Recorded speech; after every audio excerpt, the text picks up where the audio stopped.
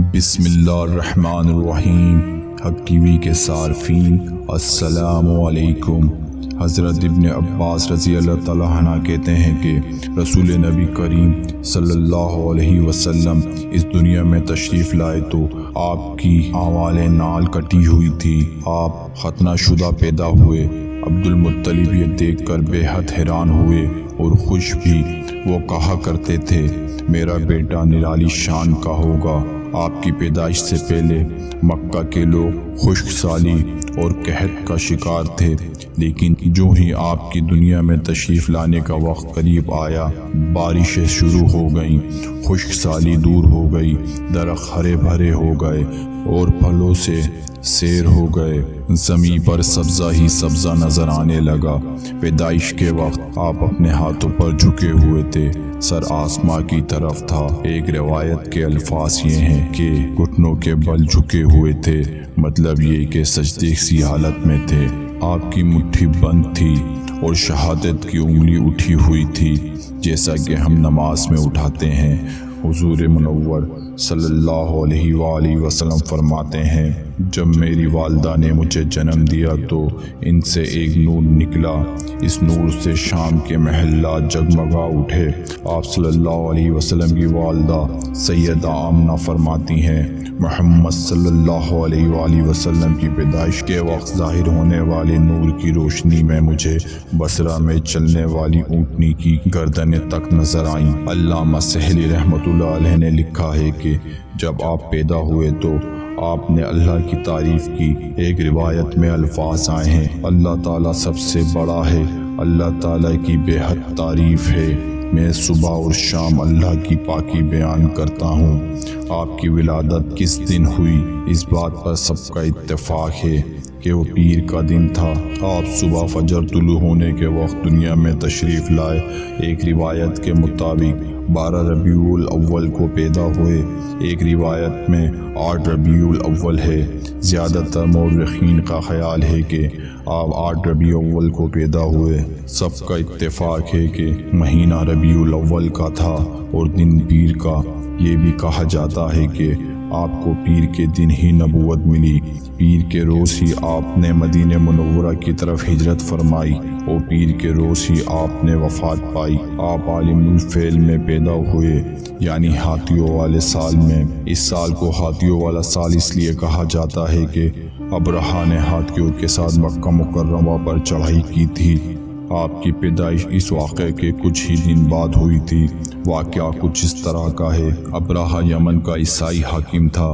حج کے دنوں میں اس نے دیکھا کہ لوگ بیت اللہ کا حج کرنے جاتے ہیں۔ اس نے اپنے لوگوں کو پوچھا یہ لوگ کہاں جاتے ہیں؟ اس سے جواب ملا بیت اللہ کا حج کرنے کے لیے مکہ جاتے ہیں۔ اس نے پوچھا بیت اللہ کس چیز کا بنا ہوا ہے؟ اس سے بتایا گیا پتھروں کا ہے۔ اس نے پوچھا اس کا لباس کیا ہے؟ بتایا گیا ہمارے ہاں سے جو دھاڑی دار کپڑا جاتا ہے اس سے اس کی پوشاک تیار ہوتی ہے۔ ابرہہ عیسائی تھا۔ ساری بات سن کر اس نے کہا مسیحی کی قسم میں تم لوگوں کے لیے ایک اچھا گھر تعمیر کروں گا۔ اس طرح اس نے سرخ سفید زرد اور سیاہ پتھروں سے ایک گھر بنوایا، سونے اور چاندی سے اس کو سجایا، اس میں کئی دروازے کھلوائے، اس میں سونے کے پتھر جڑوائے، اس کے بعد درمیان میں جواہرات لگوائے، اس مکان میں ایک بڑا سا یاقوت لگوایا، پردے لگوائے، وہاں خوشبو سنگار کا انتظام کیا۔ اس کی دیواروں پر اس قدر مشک ملا جاتا تھا کہ وہ سیاہ رنگ کی ہو گئیں، یہاں تک کہ جواہرات بھی نظر نہیں آتے تھے۔ پھر لوگوں سے کہا اب تمہیں بیت اللہ کا حج کرنے کے لیے مکہ جانے کی ضرورت نہیں، میں نے یہیں تمہارے لیے بیت اللہ بنوا دیا ہے، لہٰذا تم اس کا طواف کرو۔ اس طرح کچھ قبائل کئی سال تک اس کا حج کرتے رہے، اس میں اتفاق کرتے رہے، حج والے مناسب بھی یہیں ادا کرتے رہے۔ عرب کے ایک شخص نفیل خشمی سے یہ بات برداشت نہ ہو سکی اور اس مصنوعی خانہ کعبہ کے خلاف دل ہی دل میں اڑتا رہا۔ آخر اس نے دل میں ٹھان لی کہ وہ ابرہہ کی اس عمارت کو گندا کر کے چھوڑے گا۔ پھر ایک رات اس نے چوری چپکے بہت سی گندگی اس میں ڈال دی۔ ابرہہ کو معلوم ہوا تو سخت غضبناک ہوا، کہنے لگا یہ کارروائی کسی عرب نے اپنے کعبہ کے لیے کی ہے، میں اسے ڈھا دوں گا، اس کا ایک ایک پتھر توڑ دوں گا۔ اس نے شام و حفصہ کو یہ تفصیل لکھ دی۔ اس نے درخواست کی کہ وہ اپنا ہاتھی بھیج دے۔ اس ہاتھی کا نام محمود تھا۔ یہ اس قدر بڑا تھا کہ اتنا بڑا ہاتھی روح زمین پر دیکھنے میں نہیں آیا۔ جب ہاتھی اس کے پاس پہنچ گیا تو وہ اپنی فوج لے کر نکلا اور مکے کا رخ کیا۔ یہ لشکر جب مکہ کے قرب و جوال میں پہنچا تو ابرہہ نے فوج کو حکم دیا کہ ان لوگوں کے جانور لوٹ لیں۔ اس کے حکم پر فوجیوں نے جانور پکڑ لیے۔ ان میں عبد المطلب کے اونٹ بھی تھے۔ نفیل بھی اس لشکر میں ابرہہ کے ساتھ موجود تھا۔ وہ یہ عبد المطلب کا دوست تھا۔ عبد المطلب اس سے ملے، اونٹوں کے سلسلے میں بات کی۔ نفیل نے ابرہہ سے کہا، قریش کا سردار عبد المطلب ملنا چاہتا ہے۔ یہ شخص تمام عرب کا سردار ہے، شرف و بزرگی اسے حاصل ہے، لوگوں میں اس کا بڑا اثر ہے، لوگوں کو اچھے اچھے گھوڑے دیتا ہے، انہیں عطیات دیتا ہے، کھانا کھلاتا ہے۔ یہ گویا عبد المطلب کا تعارف تھا۔ ابرہہ نے انہیں ملاقات کے لیے بلوایا۔ ابرہہ نے ان سے پوچھا، بتائیں آپ کیا چاہتے ہیں؟ انہوں نے جواب دیا، میں چاہتا ہوں کہ میرے اونٹ مجھے واپس مل جائیں۔ ان کی بات سن کر ابرہہ بہت حیران ہوا۔ اس نے کہا، مجھے تو بتایا گیا تھا کہ آپ عرب کے سردار ہیں، بہت عزت اور بزرگی کے مالک ہیں، لیکن لگتا ہے مجھ سے غلط بیانی کی گئی ہے، کیونکہ میرا خیال تھا کہ آپ مجھ سے بیت اللہ کے بارے میں بات کریں گے، جس کو میں گرانے آیا ہوں اور جس کے ساتھ آپ سب کی عزت وابستہ ہے، لیکن آپ نے تو سرے سے اس کی بات ہی نہیں کی اور اپنے اونٹوں کا رونا لے کر بیٹھ گئے۔ یہ کیا بات ہوئی؟ اس بات کو سن کر عبد المطلب بولے، آپ میرے اونٹ مجھے واپس دے دیں، بیت اللہ کے ساتھ جو چاہیں کریں، اس لیے کہ اس گھر کا ایک پروردگار ہے اور وہ خود ہی اس کی حفاظت کرے گا، مجھے اس کے لیے فکر مند ہونے کی ضرورت نہیں۔ ان کی بات سن کر ابرہہ نے حکم دیا، ان کے اونٹ واپس دے دیے جائیں۔ جب انہیں ان کے اونٹ واپس مل گئے تو انہوں نے ان کے سموں پر چمڑے چڑھا دیے، ان پر نشان لگا دیے، انہیں قربانی کے لیے وقف کر کے حرم میں چھوڑ دیا تاکہ پھر کوئی انہیں پکڑ لے تو حرم کا پروردگار اس پر غضبناک ہو۔ پھر عبد المطلب ہیرا پہاڑ پر چڑھ گئے۔ ان کے ساتھ ان کے کچھ دوست تھے۔ انہوں نے اللہ سے درخواست کی، اے اللہ، انسان اپنے سامان کی حفاظت کرتا ہے، تو اپنے سامان کی حفاظت کر۔ ادھر سے ابرہہ اپنا لشکر لے کر آگے بڑھا۔ وہ خود ہاتھی پر سوار لشکر کے درمیان موجود تھا۔ ایسے میں اس کے ہاتھی نے آگے بڑھنے سے انکار کر دیا۔ وہ زمین پر بیٹھ گیا۔ ہاتھی بانوں نے اسے اٹھانے کی کوشش کی لیکن وہ نہ اٹھا۔ انہوں نے اس کے سر پر ضربیں لگائیں، آنکس چبوئیں، مگر وہ کھڑا نہ ہوا۔ کچھ سوچ کر انہوں نے اس کا رخ یمن کی طرف کیا۔ وہ فوراً اس طرف چلنے لگا۔ اس کا رخ پھر مکے کی طرف کیا گیا تو پھر رک گیا۔ ہاتھی بانوں نے یہ تجربہ بار بار کیا۔ آخر ابرہہ نے حکم دیا کہ ہاتھی کو شراب پلائی جائے تاکہ نشے میں اسے کچھ ہوش نہ رہ جائے اور ہم اسے مکہ کی طرف آگے بڑھا سکیں۔ چنانچہ اسے شراب پلائی گئی لیکن اس پر اس کا بھی اثر نہ ہوا۔ ابرہہ کے ہاتھی کو اٹھانے کی مسلسل کوشش جاری تھی کہ اچانک سمندر کی طرف سے اس کی طرف اللہ تعالیٰ نے ابابیل کو بھیجا۔ وہ ٹڈیوں کی جھنڈ کی طرح آئیں۔ دوسری طرف عبد المطلب مکہ میں داخل ہوئے، حرم میں پہنچے اور کعبہ کے دروازے کی زنجیر پکڑ کر ابرہہ اور اس کے لشکر کے خلاف فتح کی دعا مانگی۔ ان کی دعا کے الفاظ یہ تھے، اے اللہ، یہ بندہ اپنے قافلے اور اپنی جماعت کی حفاظت کر رہا ہے، تو اپنے گھر یعنی بیت اللہ کی حفاظت فرما۔ ابرہہ کا لشکر فتح نہ حاصل کر سکے، اس کی طاقت تیری طاقت کے آگے کچھ بھی نہیں۔ آج صلیب کامیاب نہ ہو۔ صلیب کا لفظ اس لیے بولا کہ ابرہہ عیسائی تھا اور صلیب کو عیسائی اپنے نشان کے طور پر ساتھ لے کر چلتے ہیں۔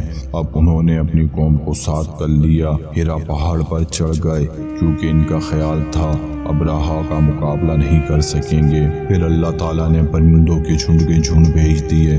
یہ پرندے چڑیا سے قدرن بڑے تھے۔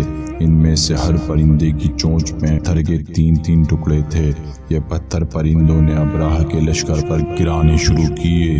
جو ہی یہ پتھر ان پر گرے، ان کے ٹکڑے ٹکڑے ہو گئے، بالکل اس طرح جیسے آج کسی جگہ اوپر سے بم گرایا جائے تو جسموں کے ٹکڑے ٹکڑے اڑ جاتے ہیں۔ ابراہا کا ہاتھی محمود البتہ ان کنکریوں سے محفوظ رہا، باقی سب ہاتھی تہس نہس ہو گئے۔ یہ ہاتھی 13 عدد تھے، سب کے سب کھائے ہوئے ناموس کے مانند ہو گئے، جیسا کہ سورہ فیل میں آتا ہے۔ ابراہا اور اس کے کچھ ساتھی تباہی کا یہ منظر دیکھ کر بری طرح بھاگے، لیکن پرندوں نے ان کو بھی نہ چھوڑا۔ ابراہا کے بارے میں طبقات میں لکھا ہے کہ اس کے جسم کا ایک عضو الگ ہو کر گرتا چلا گیا، یعنی وہ بھاگ رہا تھا، اس کے جسم کا ایک حصہ گر رہا تھا۔ دوسری طرف عبد المطلب اس انتظار میں تھے کہ کب حملہ ہوتا ہے، لیکن حملہ آور جب مکے میں داخل نہ ہوئے تو وہ حالات معلوم کرنے کے لیے نیچے اترے۔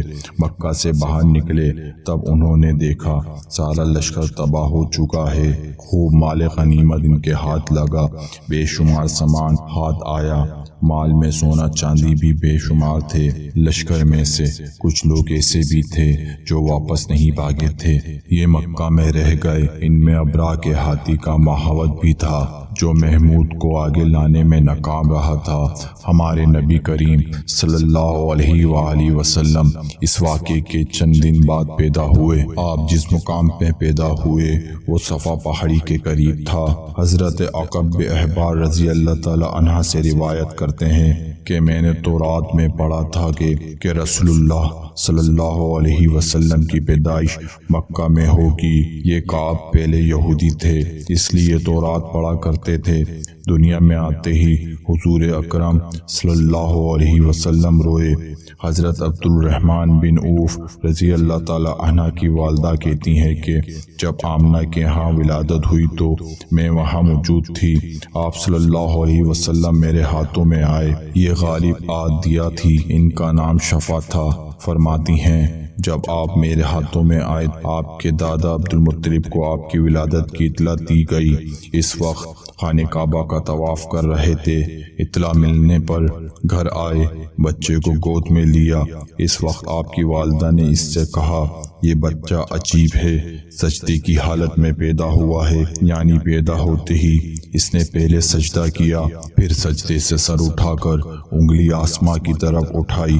عبد المطلب نے آپ کو دیکھا، اس کے بعد آپ کو کعبہ میں لے گئے، آپ کو گود میں لیے رہے، طواف کرتے رہے، پھر واپس آ کر حضرت آمنہ کو دیا۔ آپ کو عرب کے دستور کے مطابق ایک برتن سے ڈھانپا گیا، لیکن وہ برتن ٹوٹ کر آپ کے اوپر سے ہٹ گیا۔ اس وقت آپ اپنا انگوٹھا چوستے نظر آئے۔ اس موقع پر شیطان بری طرح چیخا۔ تفسیر ابن محلد میں لکھا ہے کہ شیطان صرف 4 مرتبہ چیخا۔ پہلی مرتبہ جب اللہ تعالیٰ نے اسے ملعون ٹھہرایا، دوسری بار اس وقت جب اسے زمین پر اتارا گیا، تیسری بار اس وقت چیخا جب حضرت صلی اللہ علیہ وسلم کی پیدائش ہوئی، اور چوتھی مرتبہ اس وقت جب نبی کریم صلی اللہ علیہ وآلہ وسلم پر سورہ فاتحہ نازل ہوئی۔ اس موقع پر حضرت حسان بن ثابت رضی اللہ تعالیٰ عنہ کہتے ہیں میں 8 سال کا تھا، جو کچھ دیکھتا اور سنتا تھا اس کو سمجھتا تھا۔ ایک صبح میں نے سراب یعنی مدینہ منورہ میں ایک یہودی کو دیکھا، اونچے ٹیلے پر چڑھ کر چلا رہا تھا۔ لوگ اسے یہودی کے گرد جمع ہو گئے اور بولے کیا بات ہے، کیوں چیخ رہے ہو؟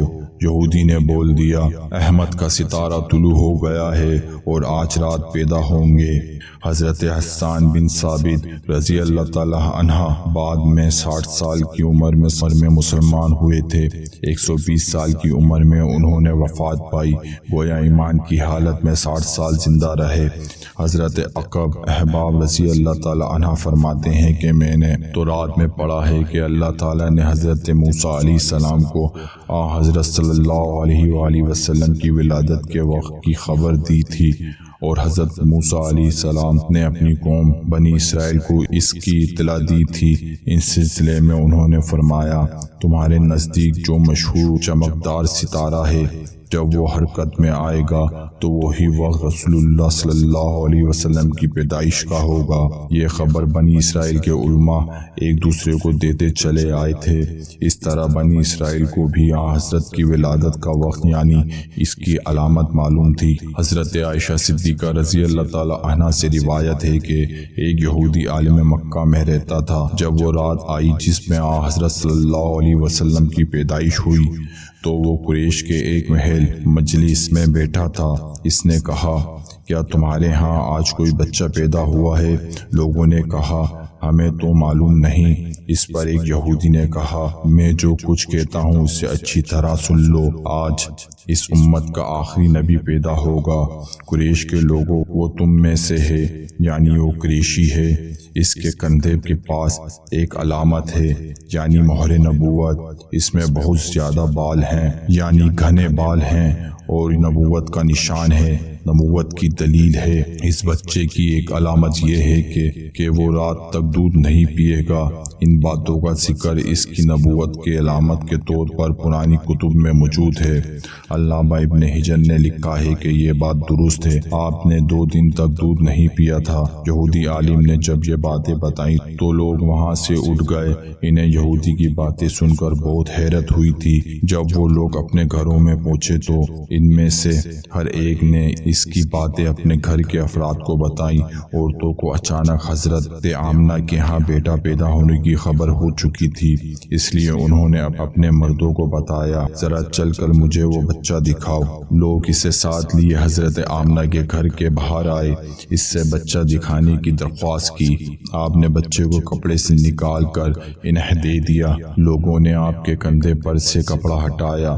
یہودی کی نظر جو ہی مہر نبوت پر پڑی، وہ فوراً بے ہوش ہو کر گر گیا۔ اس سے ہوش آیا تو لوگوں نے اس سے پوچھا، تمہیں کیا ہو گیا تھا؟ جواب میں اس نے کہا، میں اس غم سے بے ہوش ہوا تھا کہ میری قوم میں سے نبوت ختم ہو گئی، اور اے قریشیو، اللہ کی قسم، یہ بچہ تم پر زبردست غلبہ حاصل کرے گا اور اس کی شہرت مشرق سے مغرب تک پھیل جائے گی۔